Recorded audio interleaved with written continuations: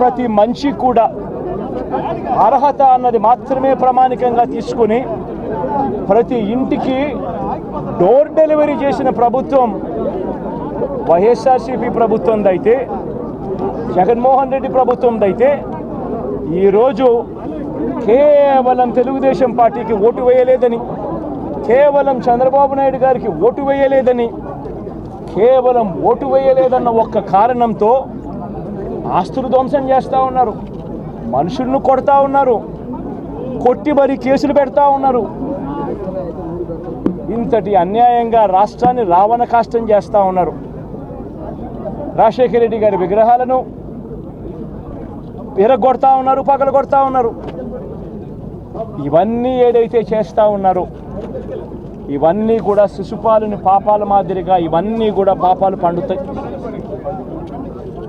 ప్రజాస్వామ్యంలో ఏదైనా కూడా ప్రజలకు మంచి చేసి ప్రజల గుండెల్లో స్థానం సంపాదించుకుని ప్రజల దగ్గరికి వెళ్ళి ఫలాని మంచి చేశాం కాబట్టి మాకు ఓటు వేయండి అని అడిగే పరిస్థితులు ఉండాలి తప్పనిచ్చి ఈ మాదిరిగా దౌర్జన్యాలు చేసి, ఈ మాదిరిగా అన్యాయమైన కేసులు బిగించి, ఈ మాదిరిగా ఆస్తులు ధ్వంసం చేసి, ఈ మాదిరిగా ఫియర్ సైకోసిస్ క్రియేట్ చేస్తూ రాజకీయాలు చేస్తే మాత్రం అది ఏ రోజు కూడా నిలబడే రాజకీయం కాదు. తాత్కాలిక మేలేదైనా జరుగుతుందేమో తప్పనిచ్చి తర్వాత ఓటు వేసేటప్పుడు మాత్రం ప్రజలు ఇవన్నీ కూడా ఖచ్చితంగా గుర్తుపెట్టుకొని లెక్క జమ చేసి చంద్రబాబు నాయుడు గారికి గట్టిగా బుద్ధి చెప్పే పరిస్థితులు రోజులు కూడా తొందరలోనే ఉన్నాయని కూడా ఈ సందర్భంగా చంద్రబాబు నాయుడు గారిలో మార్పు రావాలని సందర్భంగా కూడా తెలియజేస్తా ఉన్నా.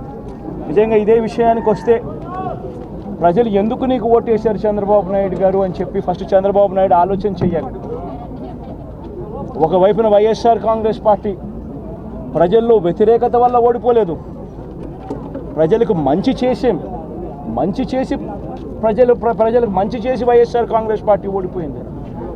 ఎందుకు ఓడిపోయింది అని అంటే చంద్రబాబు నాయుడు చేసిన మోసపూరిత హామీలకు ప్రజలు కాస్తో కూస్తో కొద్దిగా ఇదే ఆ 10% కాస్త అటువైపున షిఫ్ట్ అయ్యి చంద్రబాబు నాయుడు గారు అధికారంలోకి వచ్చిన పరిస్థితులు.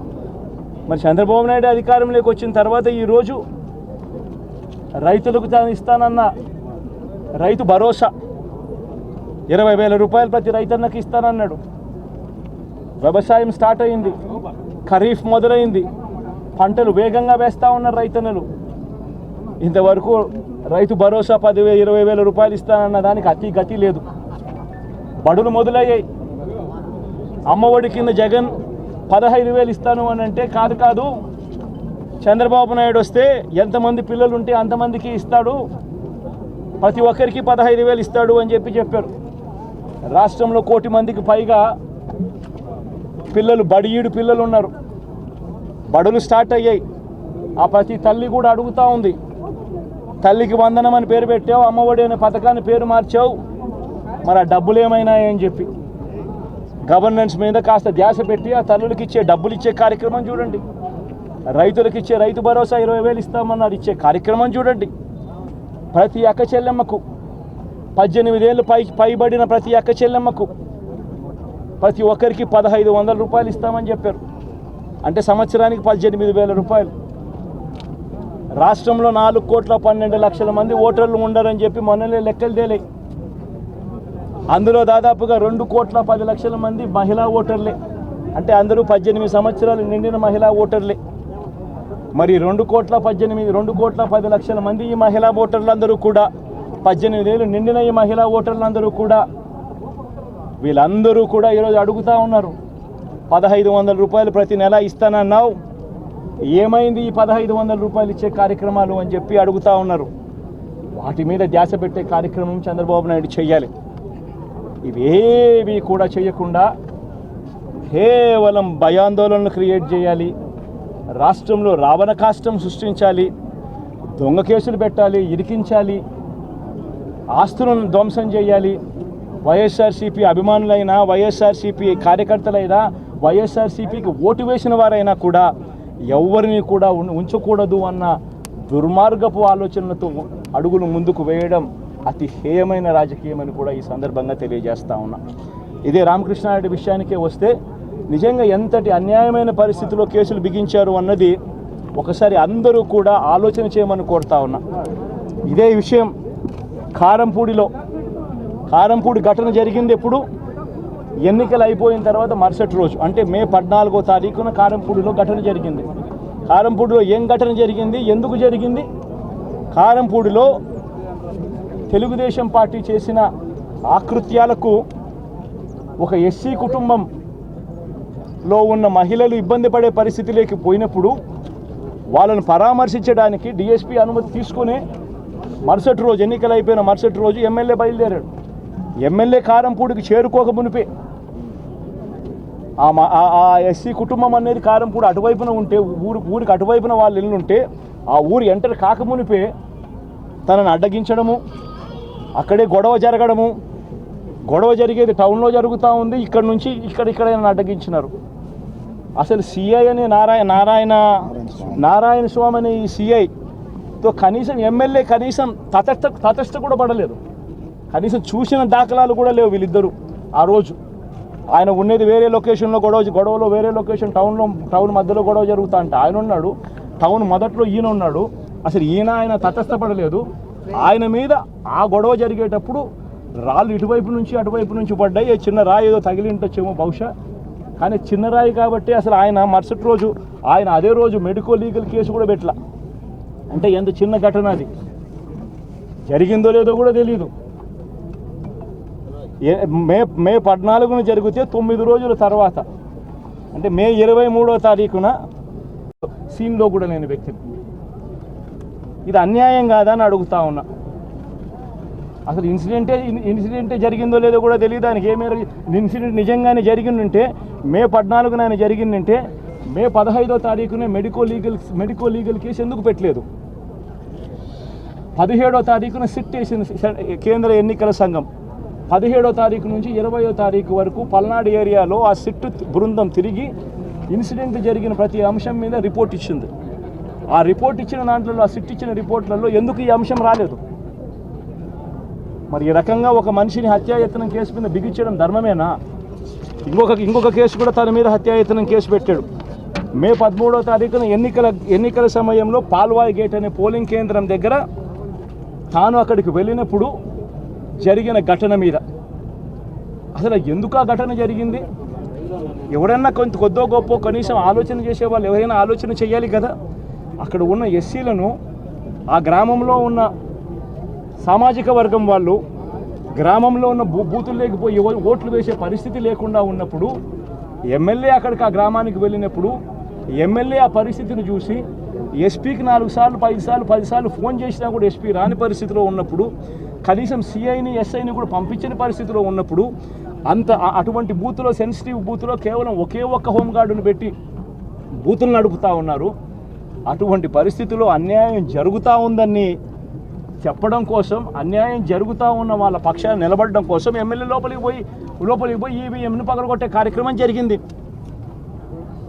ఎందుకు ఈవీఎంలో నిజంగానే ఎమ్మెల్యేనే రిగ్గింగ్ చేసుకుంటా ఉంటే, ఎమ్మెల్యేకి అక్కడ నిజంగానే ఎమ్మెల్యే పరిస్థితి అంత బాగుండింటే ఎందుకు ఎమ్మెల్యే ఈవీఎం పగలగొడతాడు? అక్కడ పరిస్థితి బాగలేదనే కదా, అన్యాయం చేస్తూ ఉన్నారనే కదా. అక్కడికి పోయినప్పుడు అన్యాయం చూశాడు కాబట్టే కదా ఈవీఎం పగలగొట్టాడు. ఆ ఈవీఎం ఏదైతే పగలగొట్టిన కేసులు ఏదవుతుందో తనకు బెయిల్ వచ్చింది. ఈరోజు తాను బెయిల్ అక్కడ లోపల ఉన్నది ఈవీఎం పగలగొట్టిన కేసులో కాదు, తను లోపల ఉన్నది ఈవీఎం పగలగొట్టిన కేసులో. అన్యాయం జరిగింది అని చెప్పి, అన్యాయం జరుగుతూ ఉన్న పరిస్థితిలో ఎమ్మెల్యే అక్కడికి పోయి అడ్డుకునే కార్యక్రమంలో జరిగింది అని చెప్పి కోర్టులు కూడా గుర్తించాయి కాబట్టి తనకు బెయిల్ వచ్చింది. కానీ మళ్ళా తర్వాత ఏం జరిగింది? ఆ ఇన్సిడెంట్ జరిగిన 10 రోజుల తర్వాత, ఆ ఇన్సిడెంట్ జరిగిన 10 రోజుల తర్వాత, అంటే మే 23వ తారీఖున ఎమ్మెల్యే అక్కడికి వెళ్ళి హత్యాయత్నం చేశాడట. అదే పోలింగ్ బూత్లో హత్యాయత్నం చేశాడంట. ఎవడన్నా బుద్ధునోడు ఎవడన్నా నమ్మదానికి ఉందయ్యా? ఎవడన్నా ఎమ్మెల్యే అనేవాడు అక్కడికి పోయినప్పుడు వాళ్ళు చేస్తూ ఉన్న రిగ్గింగు, ఎమ్మెల్యే దానికి అడ్డుకునే కార్యక్రమం చేస్తూ ఉంటే ఎమ్మెల్యే అక్కడికి పోయి ఎమ్మెల్యే హత్యాయత్నం చేస్తాడా? చెప్పడానికైనా హద్దు పొద్దు ఉండాలి కదా. 10 రోజుల తర్వాత ఎమ్మెల్యే హత్యాయత్నం చేశాడని చెప్పి కేసు పెడతారు 10 రోజుల తర్వాత. నిజంగానే అటువంటి ఇన్సిడెంట్ జరిగిందంటే సిట్టు 17వ తారీఖు నుంచి మే 17వ తారీఖు నుంచి 20వ తారీఖు లోపల మధ్యలో ఇచ్చిన రిపోర్ట్లో ఆ సిట్లో అది చెప్పాలి కదా, ఇట్లా జరిగింది, ఎమ్మెల్యే అనే వ్యక్తి హత్యాయత్నం చేసే కార్యక్రమం చేశాడు అని చెప్పి రావాలి కదా. మరి ఎందుకు సిట్ రిపోర్ట్లో రాలేదు?